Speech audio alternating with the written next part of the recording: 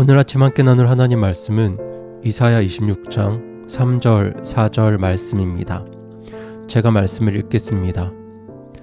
주께서는 생각을 주께 고정시킨 자를 완전한 평강으로 지키시리니 이는 그가 주를 신뢰하기 때문이니이다. 너희는 영원토록 주를 신뢰하라. 주 여호와 안에 영존하는 능력이 있도다. 아멘. 우리 삶 가운데는 우리 삶의 평강을 앗아가는 수많은 사건들이 존재합니다. 요즘으로 치자면 코로나와 같은 역병들, 그리고 코로나로 인한 심각한 경제 문제들, 뿐만 아니라 지금도 지구 곳곳에서 들려오고 있는 여러 자연재해들에 대한 소식들, 이런 문제들이 우리 마음속에서 평안을 앗아가고 우리를 불안하게 만듭니다. 특별히 오늘 대한민국을 살아가는 우리들에게는 더욱 우리를 불안하게 하는 문제들이 많이 있습니다. 정치권의 갈등, 사회의 양극화, 불안정한 남북관계, 또 미국과 중국 사이에서 줄타기를 하고 있는 우리나라의 불안정한 외교와 무역들, 이와 같은 수많은 문제들이 계속해서 우리들에게 불안과 두려움의 씨앗을 뿌리고 있습니다. 특별히 이런 순간에 우리는 오늘 말씀을 더욱 주목해서 보아야 합니다. 오늘 이사야 말씀은 생각을 주께 고정시킨 자들을 완전한 평강으로 지키신다고 말씀하고 있기 때문입니다. 하나님께서는 문제가 없는 곳에 평강을 주시겠다고 하지 않으셨습니다. 하나님은 자연재해가 없는 곳에 평강을 주시겠다 하지 않으셨습니다.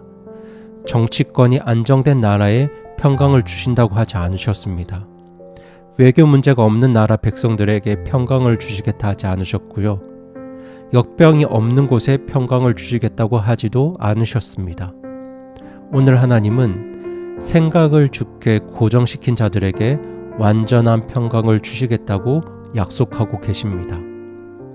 평강은 불안이 없고 걱정이 없고 두려움이 없는 상태를 말합니다.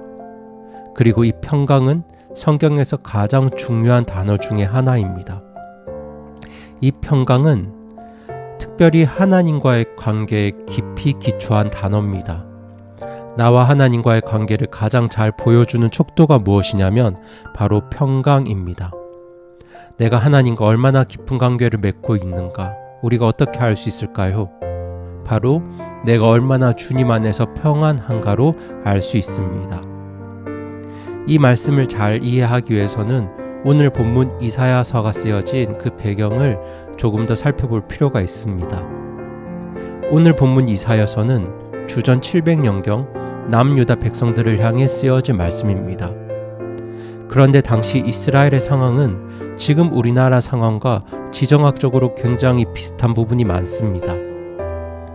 과거 이스라엘도 오늘 우리나라처럼 강대국들에 둘러싸여 있었고 그 열강들 사이에서 교두보 같은 역할을 해왔습니다.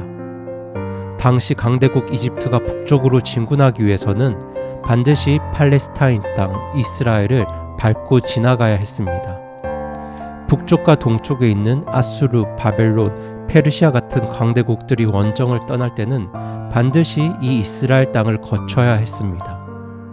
때문에 이 이스라엘 땅은 자연스럽게 전쟁이 수없이 빗발쳤던 곳입니다.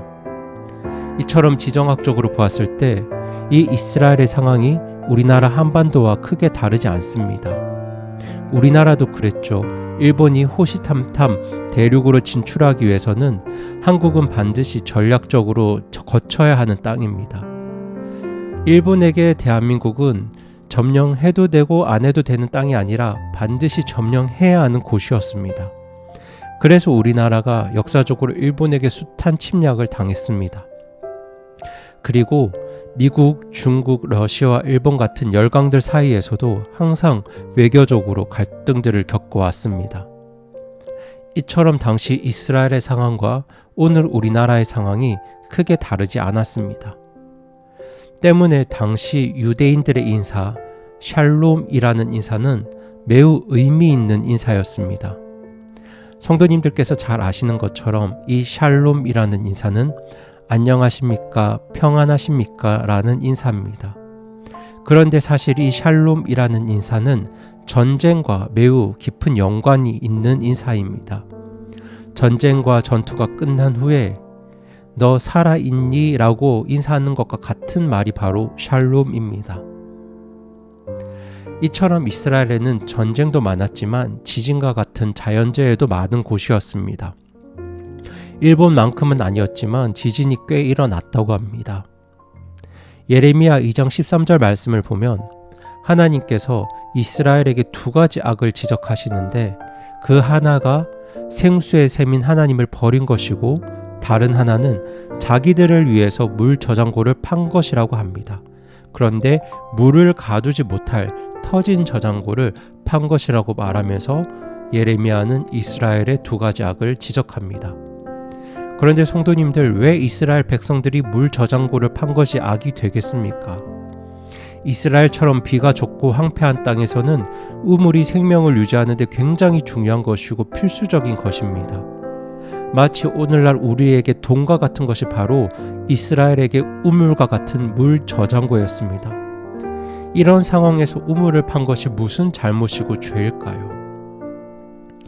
그런데 그들의 죄가 정말 무엇이냐면 우물을 판 것이 단순히 죄가 아니라 우물만 의지한 채 하나님을 버려버린 것입니다. 생수의 근원이신 하나님은 버리고 우물만을 의지한 것이 바로 그들의 죄였습니다. 그래서 하나님께서는 땅을 흔드시고 지진을 일으켜서 그 우물을 다 터지게 하십니다. 그리고 보여주시는 거죠. 너희 생명의 근원이 저 우물에 있는 것이 아니라 바로 하나님께 있다는 것을 하나님은 보여주고 싶으셨던 겁니다. 마찬가지로 오늘 우리들도 하나님이 아니라 우물만 의지할 수 있습니다. 돈을 의지하고 내 건강을 의지하고 내 직장을 의지하고 내 집을 의지하고 내 사업을 의지하고 내 가족들을 의지할 수 있습니다. 그런데 문제는 우리가 그런 것들만 의지할 때 정말 우리에게 참 평강이 있을까요? 그렇지 않습니다. 우리가 그런 것들을 의지한다고 해서 우리가 평강을 누리지 못합니다. 그런 것들을 의지한다고 해서 우리에게 완전한 평강이 있는 것이 아닙니다. 성도님들께서 가진 돈, 직장, 사업 이런 것들만을 의지해 보십시오. 평안할 수 있을까요? 내 자녀, 내 가족만을 한번 의지해 보시기 바랍니다. 거기에 평안이 있을까요? 하나님은 우리가 그렇게 우물만을 의지해서 살기를 원치 않으십니다. 우리가 우물만 붙들고 불안해하기를 원치 않으세요. 하나님은 우리에게 참 평강을 주시기 원하십니다. 지진의 소식이 들리고 역병의 소식이 들리고 정치권이 어지럽고 우리나라가 외교적으로 그리고 정치적으로 불안하고 어지러워도 하나님께서는 그러한 가운데 우리가 완전한 평강을 누리기를 간절히 원하십니다. 그런데 오늘 본문이 어떤 사람에게 완전한 평강을 주시겠다고 말씀하고 있습니까? 바로 하나님께 생각을 고정시킨 사람들에게 하나님은 완전한 평강을 주시겠다고 약속하고 계십니다. 이것을 다른 말로 하면 주를 신뢰하는 사람들에게 평강을 주신다는 말입니다. 그런데 아무 일 없을 때만 주를 신뢰하는 사람들이 아니라 영원토록 주님을 신뢰하는 사람들에게 하나님께서는 완전한 평강을 주십니다. 영원토록 주를 신뢰한다는 것이 무슨 뜻일까요? 이것은 항상 주를 신뢰한다는 말입니다. 어떤 상황 속에서도 하나님을 신뢰한다는 뜻이죠. 지진 소식이 들려도 주님을 신뢰하라는 뜻입니다.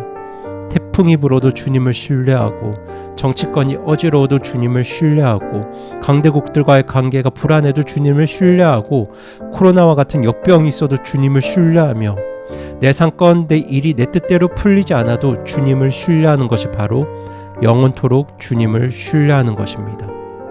그러한 자들에게 성경은 완전한 평강으로 우리를 지키시겠다고 약속하고 있습니다. 꼭 이런 자연재해나 코로나와 같이 이런 역병의 문제가 아니더라도 성도님들 각자가 가지고 있는 여러 문제들로 인해서 무언가 걱정하고 염려하고 불안해하시는 분들이 분명히 계실 것입니다. 그런 분들에게도 오늘 말씀으로 권면을 드립니다. 영원토록 주님을 신뢰하시기 바랍니다. 항상 하나님을 신뢰하십시오. 생각을 주님께 고정시키시기 바랍니다. 모든 것이 합력하여 선을 이루시겠다는 그 하나님의 약속과 계획과 섭리를 믿으시기 바랍니다. 그러할 때 하나님께서는 모든 상황들 속에서 어떤 상황들 속에서도 완전한 평강으로 우리를 지키시고 선하게 인도하실 것입니다. 그렇게 주님께 생각을 고정하고 그분을 신뢰함으로 오늘 하루 평안한 삶을 살아가시는 저와 여러분이 되기를 소망하면서 오늘 말씀을 마칩니다.